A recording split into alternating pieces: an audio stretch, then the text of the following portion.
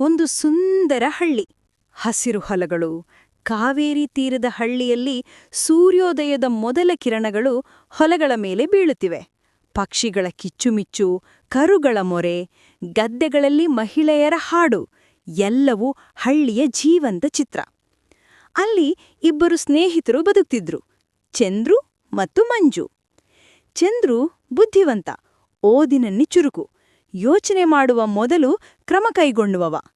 ಮಂಜು ಅವನ ಸ್ನೇಹಿತ, ಆದರೆ ಸ್ವಲ್ಪ ದಡ್ಡ, ಯೋಚಿಸದೇ ಮಾತನಾಡುವ, ಯಾರಾದರೂ ಹೇಳಿದ ಮಾತಿಗೆ ತಕ್ಷಣ ನಂಬುವ ಸ್ವಭಾವದವನು.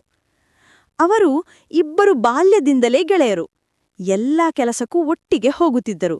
ನೀರು ತರುವುದು, ಕರುಗಳನ್ನು ಮೇಯಿಸುವುದು, ಹಬ್ಬಗಳಲ್ಲಿ ಭಾಗವಹಿಸುವುದು. ಒಂದು ದಿನ ಹಳ್ಳಿಗೆ ಸುದ್ದಿ ಬಂತು. ನಮ್ ಹಳ್ಳಿಯಿಂದ ನಗರದಲ್ಲಿ ಕೆಲಸ ಸಿಗ್ತದೆ, ಯಾರಾದ್ರೂ ಹೋಗ್ಬೇಕು ಅಂದ್ರೆ ಕೆಲಸ ಖಚಿತ. ಮಂಜು ತಕ್ಷಣ ಉತ್ಸಾಹದಿಂದ ಹೇಳಿದ, ಚಂದ್ರ, ಹೋಗೋಣ ಬಿಡು ನಗರಕ್ಕೆ, ನಾನು ದೊಡ್ಡವನಾಗ್ತೀನಿ. ಚಂದ್ರು ನಗುತ್ತಾ, ಚಂದ್ರು, ಕೆಲಸ ಅಂದ್ರೆ ಯೋಚನೆ ಮಾಡ್ಬೇಕು. ಎಲ್ಲಿಯ ಕೆಲಸ, ಎಷ್ಟು ವೇತನ, ಯಾವ ರೀತಿ ಜೀವನ ಅಂತ. ಮಂಜು ಕೈ ಬೀಸಿ ಹೇಳಿದ, ಏನಪ್ಪಾ ನಿನ್ನ ಬುದ್ಧಿವಂತಿಕೆ, ಹೋಗಿದ್ರೆ ಹಣ ಸಿಗ್ತದೆ, ಅಷ್ಟೇ ಸಾಕು. ಹೀಗೆ ಇಬ್ಬರೂ ನಗರಕ್ಕೆ ಹೊರಟರು. ನಗರಕ್ಕೆ ಬಂದಾಗ ಅವರಿಗೆ ಹೊಸ ಜಗತ್ತು ಕಂಡಿತು. ಎಲ್ಲೆಲ್ಲೂ ಬಸ್ಸು, ಕಾರು, ಜನರ ಹತ್ತಿರ ತೂಕದ ಜೀವನ. ಒಬ್ಬ ವ್ಯಾಪಾರಿ ಅವರಿಗೆ ಕೆಲಸ ಕೊಟ್ಟ. ಚೆನ್ನಾಗಿ ಕೆಲಸ ಮಾಡಿದ್ರೆ ತಿಂಗಳಿಗೆ 1000 ರೂಪಾಯಿ ಕೊಡ್ತೀನಿ. ಚಂದ್ರು ಎಚ್ಚರಿಕೆಯಿಂದ ಕೆಲಸ ಕಲಿತುಕೊಂಡ. ಅವನು ವ್ಯಾಪಾರಿಯ ಹಣ್ಣುಗಳ ಲೆಕ್ಕ ನೋಡುತ್ತಿದ್ದ, ತೂಕ ಸರಿಯಾಗಿ ತೂಗುತ್ತಿದ್ದ.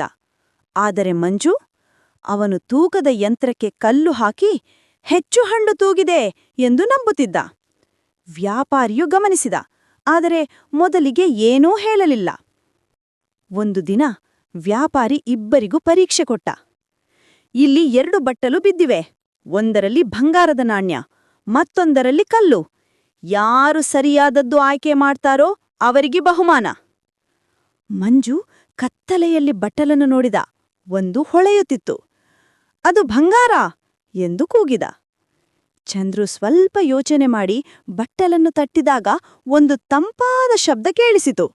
ಅವನು ಹೇಳಿದ, ಇದು ಕಲ್ಲು, ಅದು ನಾಣ್ಯ. ವ್ಯಾಪಾರಿ ನಗುತ್ತಾ ಹೇಳಿದ, ಚಂದ್ರು, ನಿನ್ನ ಬುದ್ಧಿವಂತಿಕೆ ಸರಿಯಾದದ್ದು, ನೀನೇ ಗೆದ್ದೆ. ಮಂಜು ಕೋಪದಿಂದ, ಓಹ್, ನೀನು ಹೇಗೆ ಅರ್ಥ ಮಾಡಿಕೊಂಡೆ? ಚಂದ್ರು ಶಾಂತವಾಗಿ ಹೇಳಿದ, ಹೆಚ್ಚು ಹೊಳೆಯುವುದೆಲ್ಲ ಬಂಗಾರ ಅಲ್ಲ ಮಂಜು.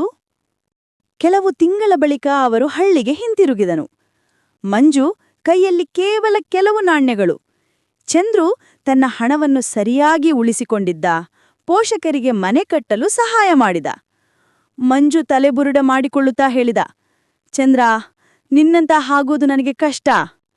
ಚಂದ್ರು ನಗುತ್ತಾ ಹೇಳಿದ, ಮಂಜು, ಬುದ್ಧಿವಂತಿಕೆ ಅಂದ್ರೆ ಹುಟ್ಟಿನಿಂದ ಬರುವುದಲ್ಲ, ಕಲಿತರೇ ಬರುತ್ತದೆ.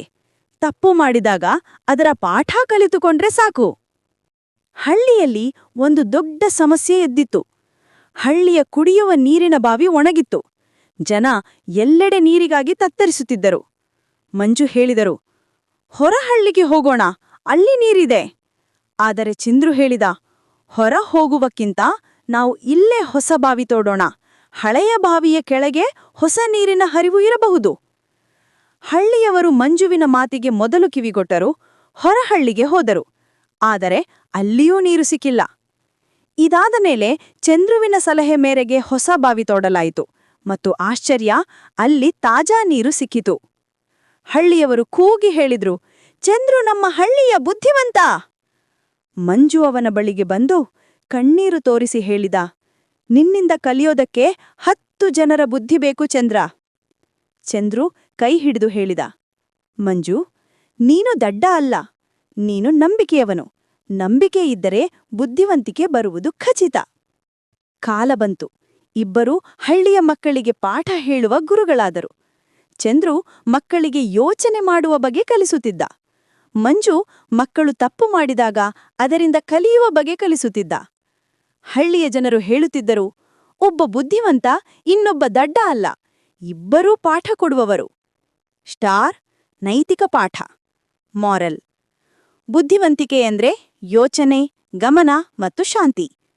ದಡ್ಡತನ ಅಂದ್ರೆ ತಪ್ಪು, ಆದರೆ ಅದರಿಂದ ಕಲಿಯದೇ ಇದ್ದರೆ ಮಾತ್ರ ನಿಜವಾದ ದಡ್ಡತನ. ನಂಬಿಕೆ, ಶ್ರಮ ಮತ್ತು ಕಲಿಯುವ ಮನಸ್ಸು ಇದ್ದರೆ ದಡ್ಡನೂ ಬುದ್ಧಿವಂತನಾಗಬಹುದು. ವಿಡಿಯೋ ಇಷ್ಟವಾದ್ರೆ ದಯವಿಟ್ಟು ಸಬ್ಸ್ಕ್ರೈಬ್ ಮಾಡಿ, ಲೈಕ್ ಮಾಡಿ ಮತ್ತು ಶೇರ್ ಮಾಡಿ. ಧನ್ಯವಾದಗಳು.